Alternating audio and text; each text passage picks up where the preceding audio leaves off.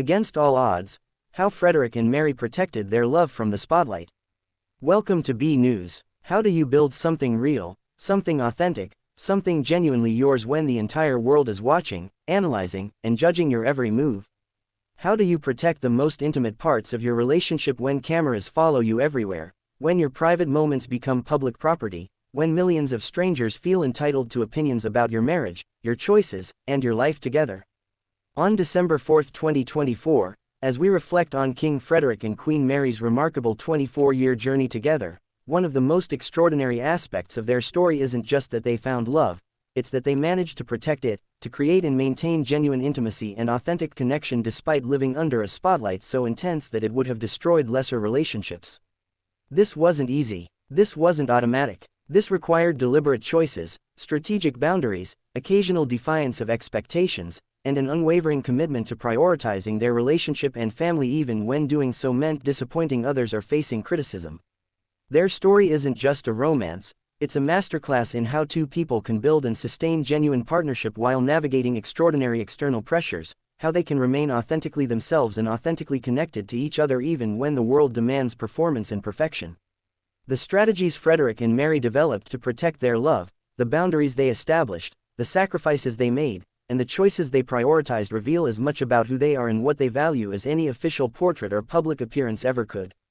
The protection of their love began long before they married, back when their relationship was new and fragile and could easily have been crushed by premature exposure to media scrutiny and public opinion. When Mary moved to Denmark in 2001, both she and Frederik faced an impossible challenge. They needed time and space to determine whether their relationship could survive the transition from long-distance romance to the reality of life together in Copenhagen, but Frederik's position meant that complete privacy was impossible. The Danish media knew that the Crown Prince had a new girlfriend, knew that she was Australian, and were desperate for photographs, information, and access. The solution Frederik and Mary chose was a strategy of controlled, gradual revelation, acknowledging the relationship's existence while firmly maintaining boundaries around their private time together, providing just enough access to satisfy public curiosity while protecting the space they needed to genuinely explore whether their relationship could work. This meant declining most interview requests, limiting public appearances together, and being strategic about when and where they were photographed. It meant accepting criticism for being secretive or standoffish, because the alternative, throwing their relationship open to constant scrutiny and commentary, would almost certainly have destroyed it before it had a chance to fully develop. But before we explore the specific strategies Frederik and Mary used to protect their love through courtship, marriage, and 20 years of royal life, make sure you're subscribed to this channel and have notifications turned on, because stories about how people protect what matters most while navigating impossible circumstances offer lessons we all need. And if you're already inspired by Frederik and Mary's determination to build something real despite every obstacle, and we know you are, hit that like button to show your support.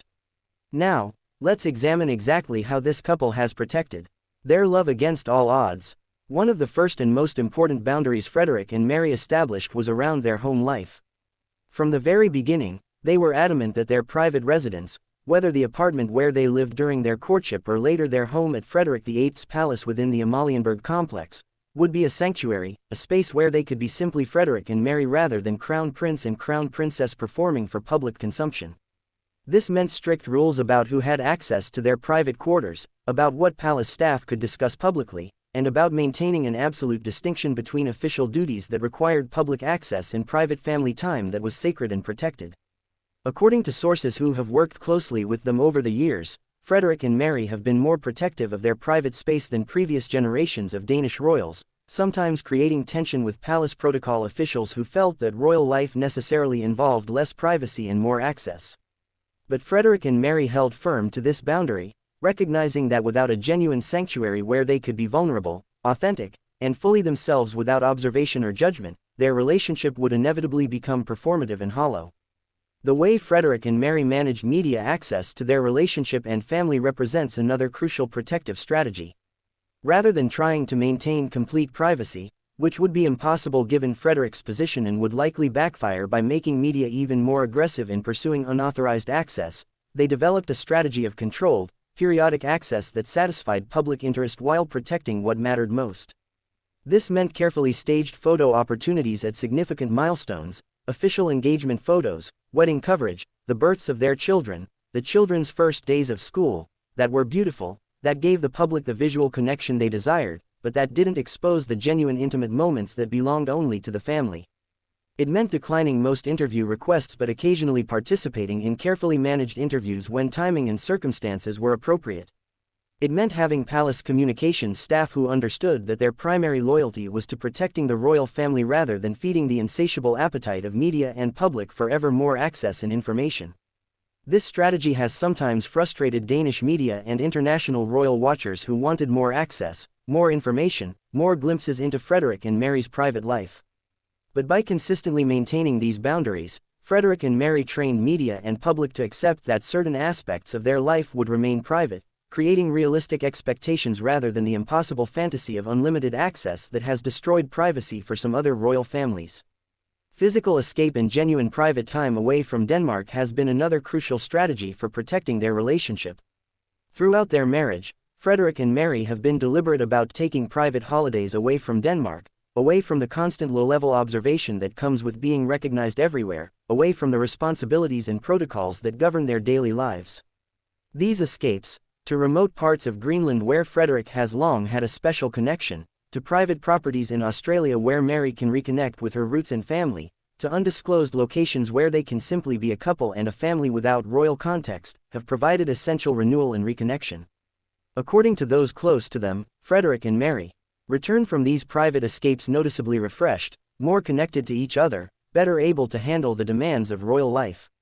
These breaks aren't indulgences, they're necessary maintenance for a relationship that operates under constant pressure, opportunities to remember who they are beyond their roles, to reconnect with what drew them together in the first place, to be partners and lovers rather than just king and queen. The way Frederik and Mary have protected their children from spotlight has been particularly revealing of their priorities and values. From the births of Crown Prince Christian in 2005 through the twins Vincent and Josephine in 2011, Frederik and Mary have been fierce advocates for giving their children as normal a childhood as possible within the constraints of their royal birth. This has meant choosing schools based on educational quality and normalcy rather than prestige, limiting the children's participation in official royal events to only what's absolutely necessary, declining most media requests for access to the children, and attempting to create space where Christian, Isabella, Vincent, and Josephine can develop their own identities and interests without being defined entirely by their royal status. There have been tensions with royal protocol officials and with Queen Margrethe during her reign about how much the children should participate in official functions, with Frederik and Mary generally advocating for less exposure and more protection than traditionalists believed appropriate. But Frederik and Mary held firm, understanding that protecting their children's development and giving them genuine childhood experiences would ultimately serve the monarchy better than turning them into miniature royal performers from early age. This protective instinct toward their children reflects their broader understanding that authenticity and genuine connection matter more than perfect public presentation. The role of trusted friends and advisors in helping Frederik and Mary protect their relationship cannot be overstated. Early in their relationship, they deliberately cultivated a small circle of trusted confidants, friends from before Frederik's royal responsibilities dominated his life, Mary's close friends from Australia who remained connected despite the distance, and carefully selected advisors who understood that their primary responsibility was serving Frederik and Mary's best interests rather than serving institutional traditions or public expectations. This inner circle provided crucial support, offering honest feedback when Frederik and Mary's choices might genuinely be problematic, providing reality checks when the pressure and isolation of royal life distorted their perspective, and most importantly, being people with whom they could be completely authentic without fear that vulnerabilities or struggles would be exploited or exposed. The loyalty and discretion of this inner circle has been remarkable.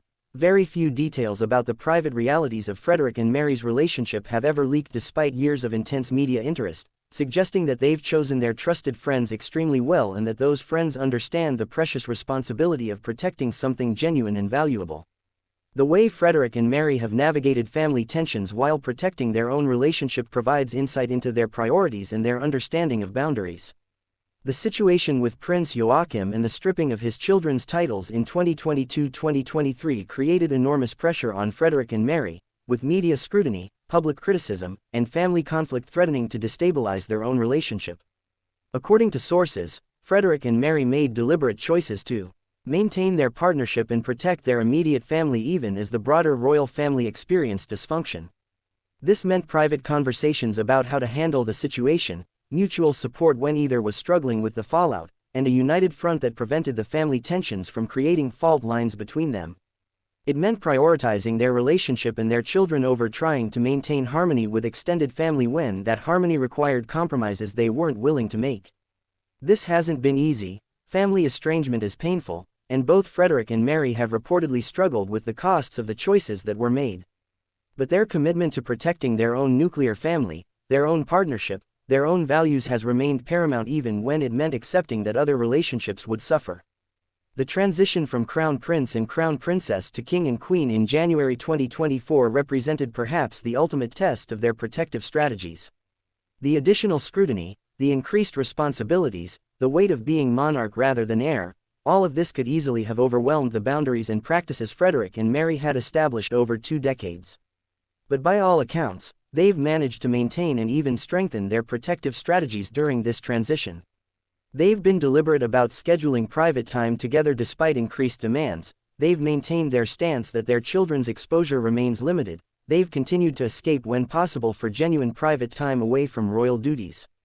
The fact that observers consistently note how connected and supportive Frederik and Mary appear in their new roles suggests that their strategies for protecting their relationship are working even under increased pressure. One particularly sophisticated aspect of how Frederik and Mary have protected their love is by managing expectations and narratives.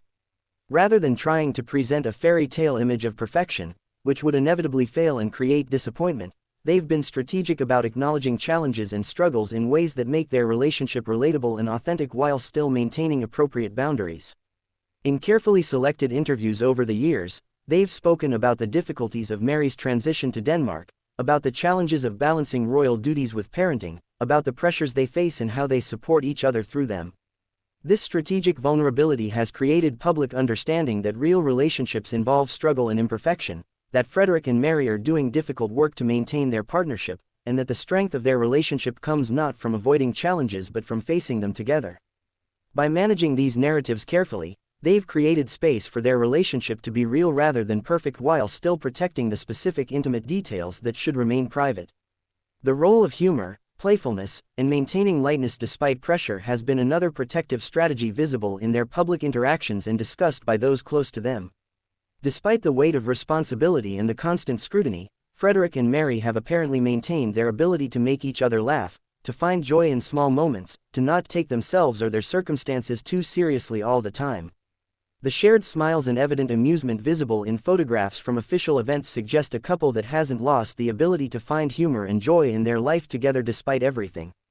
This ability to maintain perspective and lightness is a crucial protective factor. It prevents the pressure from becoming unbearable, it reminds them why their relationship matters beyond duty and obligation, and it keeps them connected to the people they were when they first met in that Sydney pub rather than being entirely consumed by the roles they now occupy. The lessons from how Frederik and Mary have protected their love are applicable far beyond royal circumstances. They demonstrate that protecting what matters requires deliberate choices and consistent boundaries even when those choices disappoint or frustrate others. They show that authentic connection requires creating space for vulnerability and genuine interaction away from performance and observation. They prove that long-term relationships require ongoing investment, regular renewal, and prioritizing partner and family even when external demands are intense. They illustrate that maintaining authenticity while occupying public roles requires careful management of what to share and what to protect. And they remind us that relationships worth having are relationships worth fighting for, worth protecting, worth making sacrifices to maintain. Looking at Frederik and Mary's relationship in December 2024, 24 years after that first meeting, what's most remarkable is that they still appear to genuinely like each other, enjoy each other's company, and prioritize their partnership despite everything working against them. The spotlight hasn't destroyed their love because they've been intentional, strategic, and unwavering about protecting what matters most. They've made choices that sometimes created conflict or criticism but that preserved their authentic connection. They've established boundaries that might seem rigid or excessive to outsiders but that create the space necessary for genuine intimacy and vulnerability.